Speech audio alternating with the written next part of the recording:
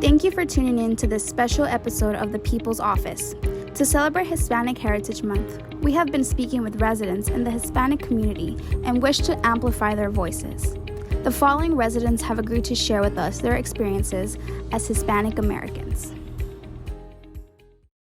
I'm Christopher Dominguez. I'm a Houston police officer.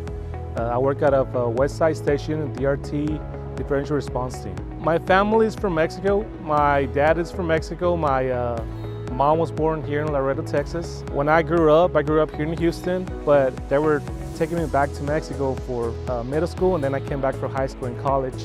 It was really hard as a child because it was basically my dad was the only one working. It was one income, and he had to provide for me and my sister, my mom, and him, basically.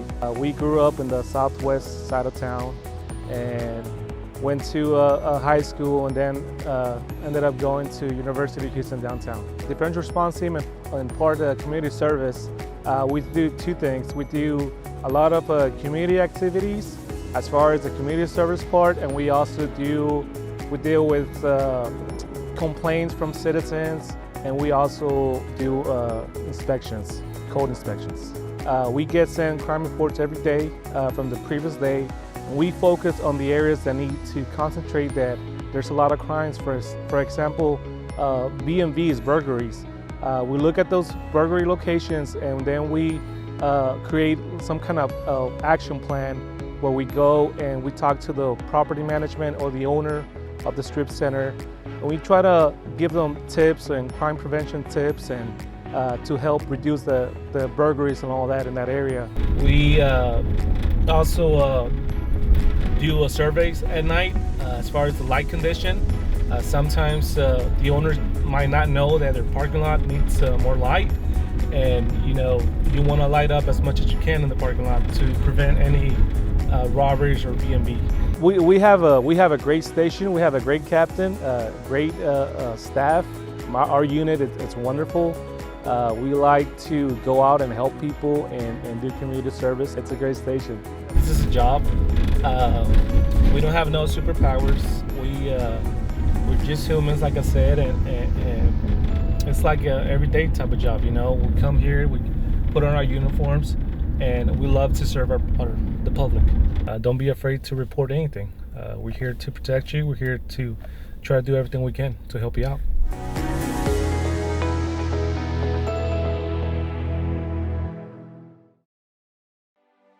This is my wife, Pastor Wendy Castano, and I'm Hernan Castano. We are pastors of Rios de Aceite Church, Rivers of Oil Church, here on District F. And originally we're from Latin America, Central America, Honduras, and I was born in Colombia. Our families came here with the dream, the American dream, and we grew up here in the United States, and we are so grateful for the nation and the American dream, and also the opportunity that God's given us to serve the community as pastors of this great church. When we were growing up as children in our countries, I had the blessing at 5 months that my parents came to the United States. When we moved to the United States, we realized the opportunities, and we realized the importance of education, and also taking those opportunities to fulfill the dreams that our parents had when they brought us to this nation. Our normal day life is just thinking about people, serving people, making a difference in people. I'm very proud of my wife, the way she, along my side, leads and also fulfills that teamwork with me, and I'm very proud of the church that we are pastoring by grace, and the people of that church that we represent just about every Latin American nation. The people have a heart to serve. I'm very proud of them, their commitments, their hearts, their willingness to serve in the midst of all the needs and maybe all the news that is not so positive around the world. I'm very proud that there's still some good news happening and great things happening in our communities. We believe that the Hispanic community is so integral, so important to District F and to the city, because Hispanics are hard workers. They are the builders of our homes, our buildings. They serve in the medical field, our sick people. Hispanics have a heart to help other people. We're also believing that the Hispanic community will have every day better and stronger representation in all levels in government. Why? Because we strongly believe that the Hispanic community, if well represented, they will serve wonderful with also other groups of people in the community. Hispanics believe in unity. Hispanics believe in serving together in teamwork, and we are wishing that we just have more of that within the community. As pastors, we are here to serve our community. We are here to help families that have spiritual needs, families that believe that their homes can have better relationships. We are here to provide a word of hope, a word of encouragement, a word of healing, and we're here to pray for every member of our District F and also of the city. Here at Rios de Aceite Church, Rivers of Oil, as pastors, we want to welcome you in, and we open the doors of our church, which they never close, so that you know that in times of need, in times when you feel lonely, or in times when you don't know what to do, there's a church for you, and there are pastors here waiting to pray for you, to help you, and to understand what you're going through. There is hope, and that hope, of course, is in our God, in our Lord Jesus. So we welcome you to come and visit us sometime here at Rivers of Oil Church, Rios de Aceite, in District F, here on Corona Lane. God bless you. My name is Rolando Guajardo. I'm a media professional here in Houston, Texas, and I'm the founder and creative strategist at Constel Media. So at Constel, we tell stories, simply put, and we do that through video storytelling. So we work with communication professionals, marketing creative teams, nonprofit organizations to tell their narratives, and we do that all across Houston and around the world. So I was born here in Houston, raised in the suburbs, and eventually made my way to University of Houston, where I studied media and went straight into business right after that. My family goes back to Mexico. My great-grandparents are actually from northern Mexico, and my grandparents and my parents are from South Texas in the Rio Grande Valley. My dad is a Vietnam veteran, married his high school sweetheart, and came to Houston to start a new life. So, my everyday life is as great as I can make it for me, especially right now while things are tough on everyone. And as a small business owner, just thriving has its own grind, but even the reality for some is just keeping their doors open. So, something that's very important to me is just taking care of yourself. Anyone that knows me knows that I just constantly cook. I'm obsessively cooking. I love it. I'm usually getting in daily exercise and getting my rest. And I just really think that's a critical foundation, especially right now while times are so uncertain. One of the things that I'm most proud of is not my business alone, but the fact that I've been able to create opportunity for myself through it. And any small business owner knows that, those first several years are a grind, and you're just trying to pay the bills for your basics, your phone and your paper clips and your business cards. And unfortunately, many businesses don't make it past that point. So to get to a point where my business can provide for me is a great accomplishment, and I'm really proud of that. So some examples of how I contribute to my community involve me serving on my homeowners association board. Another interesting opportunity came when my professional world and community world kind of collided, as some of the stories that we produced for a local nonprofit involved some graduating seniors in the community and how they've overcome childhood adversity and has risen to the top of their class, and they're just phenomenal students.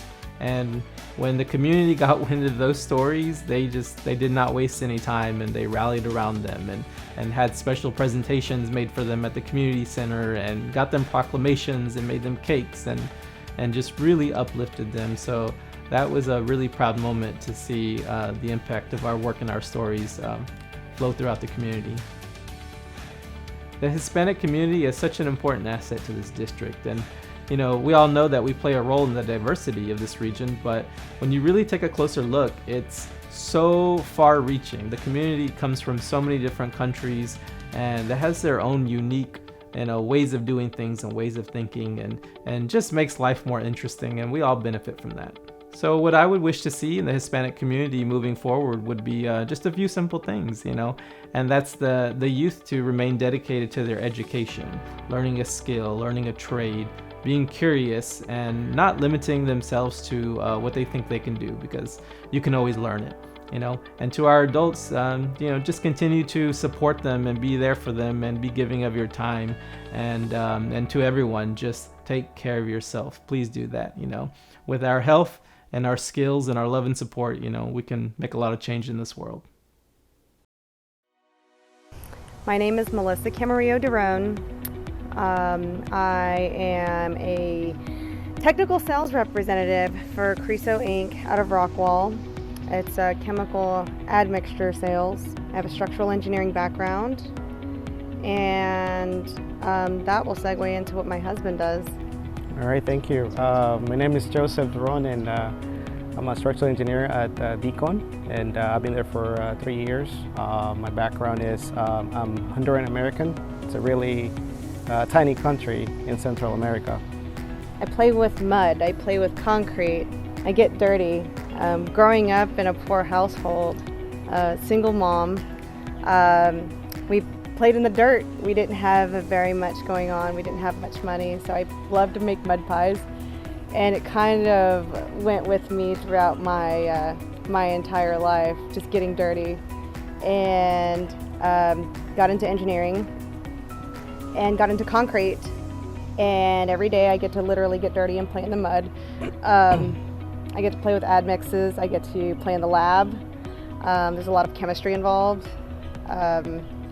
It's what everybody that likes to get dirty dreams of doing professionally. So I enjoy my job. I enjoy being a tomboy as well. So that's kind of me. I like to get in the mud and play and get dirty and do the fun part of engineering, not just behind the desk, so to say. Okay, that goes to me, and the reason why she said that is because I work behind the desk. So as a kid, I used to like a lot bridges. I used to play, those doing like little roads on the dirt, and drive the car, transportation, anything has to do with that. And then my cousin, he was a civil engineer, so I decided to go into that, and I really liked it. I was very blessed to work in a company that does that, so I work behind a desk. I'm all day in a desk, sitting down, not playing with mud, but it's really amazing. I work on design, on the bridge design. We design bridges, retaining walls, anything that has to do with transportation, everything that has to do with the structural part of transportation. So I've been really blessed with that. Oh, well, challenges, being a double minority, there's always challenges. You're a female and you're a minority, you're Hispanic. There's always challenges you're going to face. And we're constantly trying to overcome those challenges and break those chains and change the way that we move forward in the future. We come from the same book and the same page. We wish there was somebody like us to help mentor us when we were in high school, in college, and to help us, get that guidance on that path. Do I go down this path of, it's a little dark and risky, but there might be a high reward back there, or do I go down this path?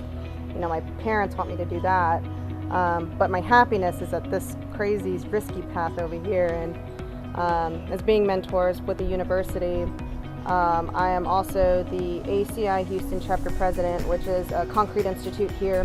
That's a national institute, and we sponsor students, high schools, colleges to compete in competitions, and we mentor them in the STEM, because STEM is still a profession that is underrepresented, and we like to be able to put a spotlight on what engineering really is. It's beyond calculations, it's beyond the math, the algebra and the calculus behind it. It's beyond all of that. It's problem solving. It's,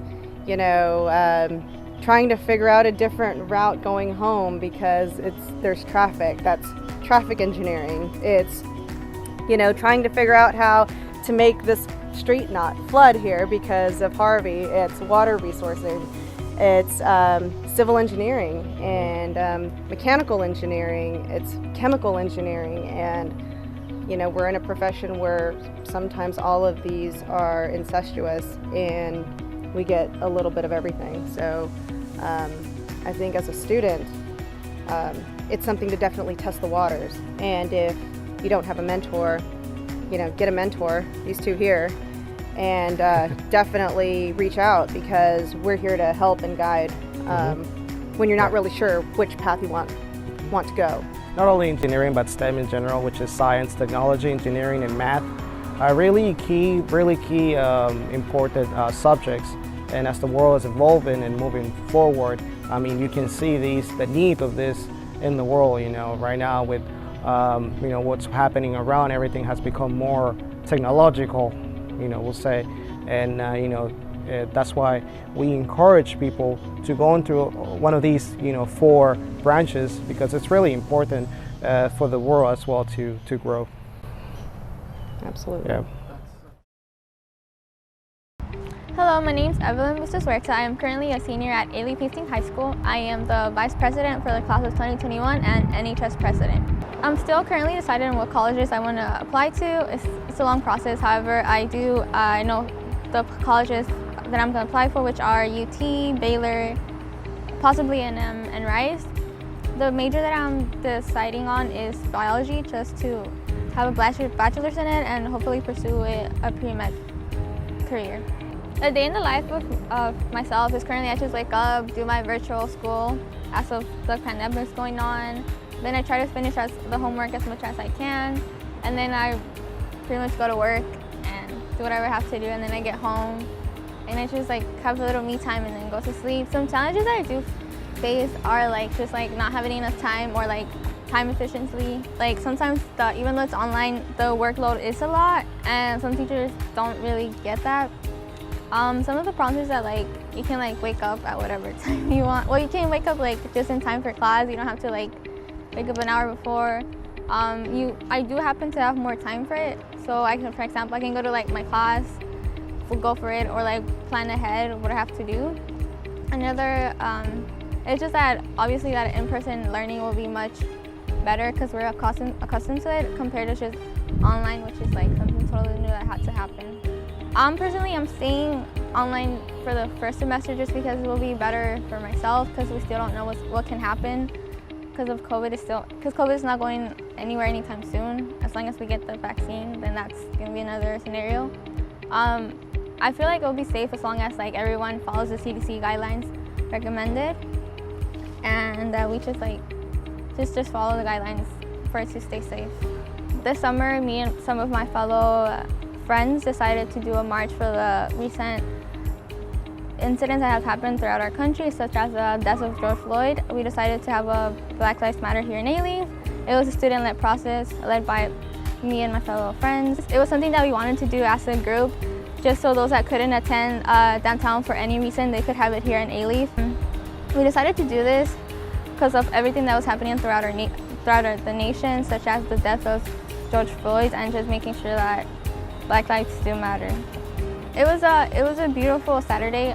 It was a good turnout too. I believe more than 300 protesters showed up, including our district F and our council member Tiffany D. Thomas, along with her team. And so it was a safe thing. I do believe that a lot of the protesters that came in did get something out of it, because at the end of the protest, walking down, I think Derry Ashford, to the Amity Park, we got to say, individuals got to say whatever they had to say, and just we could hear what they wanted to say. They got their voices heard.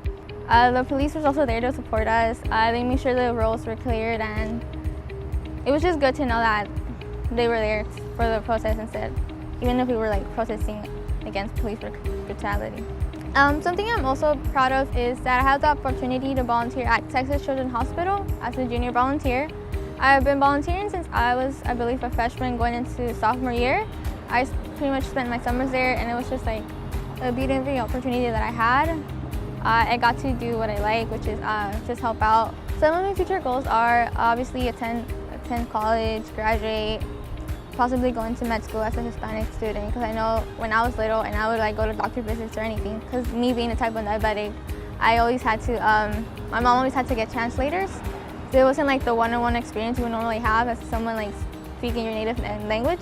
So like I pretty much want to change that and know that there's more Hispanics in the medicine field that can help out. Because I know when I was growing up, there wasn't a lot of Hispanics, so like my mom had to get translators, and it wasn't the same because at the end of the day, like I always had to take care of myself. So that was a struggle I had to face. Something that I also want to point out that I want, it would be nice to see more Hispanics come out in the voting polls and vote on November 3rd. It is really vital to make sure our voices count. Change won't happen unless we all do something about it. Yeah, my name is Carlos Hidalgo.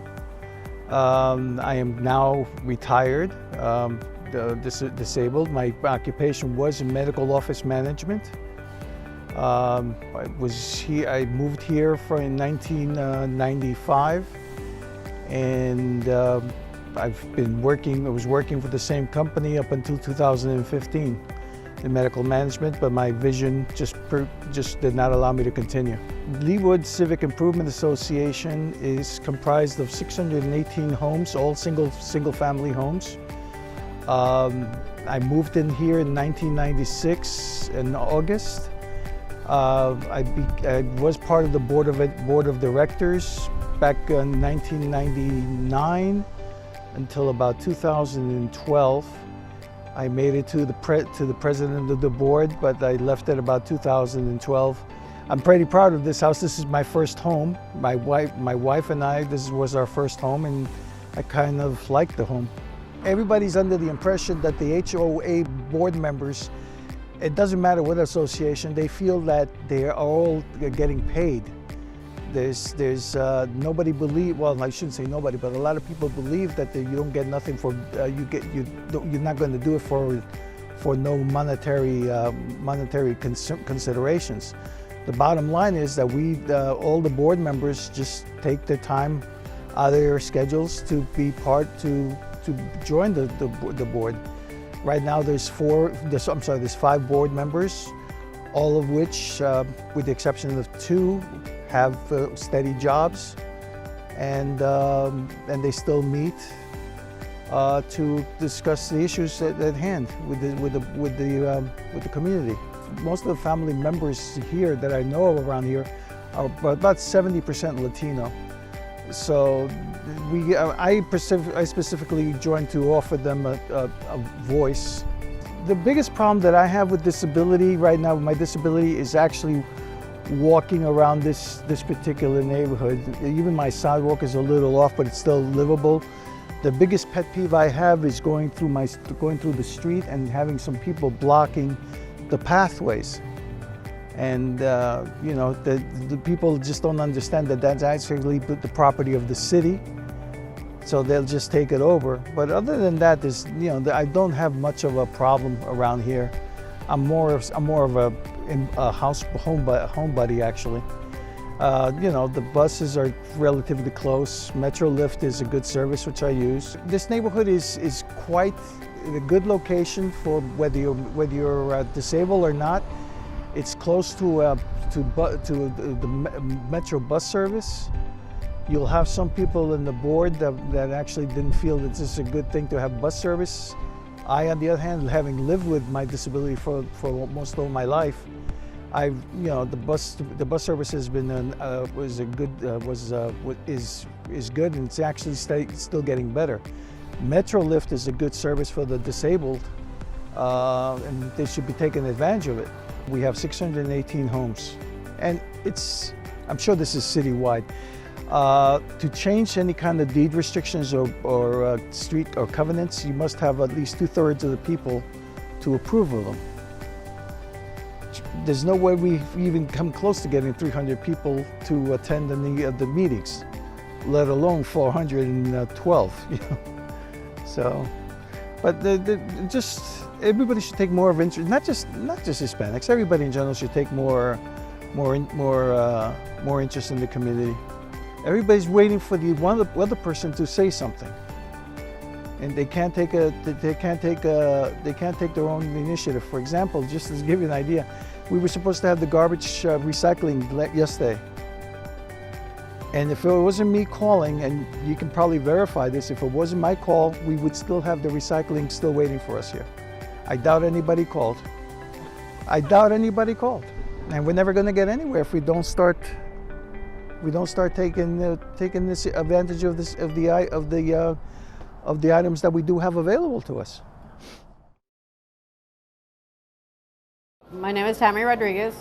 I am currently retired, but a full-time activist for both Southwest Houston, Gulfton, and Alief. I began this mission, I would say, by joining in my career in the multifamily industry. So I've had several properties that I've had to deal with multiple residents. In doing so, I became more or less not only a manager, supervisor, I became a mentor. I became a psychiatrist, psychologist, social worker, everything in itself. So it became my mission to help them out and find resources to help them throughout the rental, social services, anything that they needed help on, I went out that way. So I already had that little niche of going in and helping them. I also went into the properties and helped clean them out. So I went out and did outreach, spoke to HPDs, got involved politically wise, and that's where my main, focus is to join forces with the political ring, the HPD, with our council members, and getting support for the residents. So in that point, I found out that there was a lot more voices needed for the Hispanic community, because one thing about our Hispanic culture is that we're reserved about how we deal with things. We're quiet. We want to just stay focused, pay our rent, and live our life and not say anything. But at the dinner table, everybody's complaining about such things, and they don't have the power to say something about it. They just sit down, sit back, and just let things happen. Well, it's been my mission to get them involved into the community, get their voices heard, and get them the power, for them to empower themselves to go out there and do something about it. Don't just speak at it at the dinner table, but get out and get things done. A lot of things, issues have gone through the cracks. There's a lot of people that are not legal, and when they're not legal, they're afraid to go outside and get help. And that causes the kids to suffer, causes the families to suffer. So that's where my heart goes out to them, because they don't know what's out there. They have no idea that the census in itself, just to give you an example, they're not even wanting to sign up because they're afraid that it's going to be going to the government or immigration, to the police. They have no idea that them being counted and standing up for themselves will help get revenues into our areas, to help them with sources that they are not familiar with. So to me, to empower them to know what's out there for them, that's my mission. That's my everyday awakening, to find out how I can help the Hispanics have a voice. It angers me at the fact that, they contribute so much. They go to work, they hustle, they do what they have to do, and they don't bother anybody.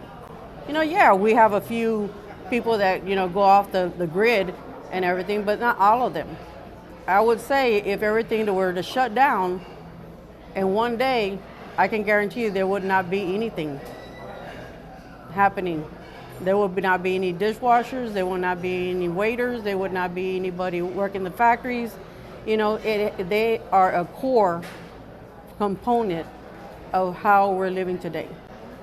So it really bothers me at the fact that they feel like they have no power, and that's where every day becomes a mission to get out there, and if I can just hit one person to realize that they have a voice, then I've done it. The most proudest point in my life, I'm gonna cry, my daughters. I have a daughter that's 39 years old. She's mentally challenged. Doctors told me that they didn't know what her lifespan was, so they weren't guaranteeing me her life. I treated her like a regular child. She never gave up, never complained about pain, and she just basically is here today. She's bilingual. She's ran in the Olympics. So she was a perfect role model for my daughters. I have 2 headstrong daughters from them. My second is a single mom. She works in accounting. She's in the apartment industry. She followed my footsteps. She's strong, aggressive, and my littlest daughter, what can I say? She was headstrong since she was born, and hasn't stopped fighting today. I see Desiree, my oldest, never had, sky was not the limit for her, and neither is that. The sky is not the limit for my other 2 daughters. I've always told them that they can be whoever they want, and I can tell you what, you know, up to this day, they both teach me very much, especially my youngest. So that, I say, they're the most proudest thing that I've ever had in my life. One thing, please, all you Hispanics out there, I know that it's very, very challenging. If you have a voice in your home at the dinner table complaining about what's going on in the world today, make a difference. Go out there and vote. If you can't vote, I'm assuring that some of you have children that can. So as parents, we can influence our children to vote and be our voice. So please get out there and vote and make a difference. We need a change now.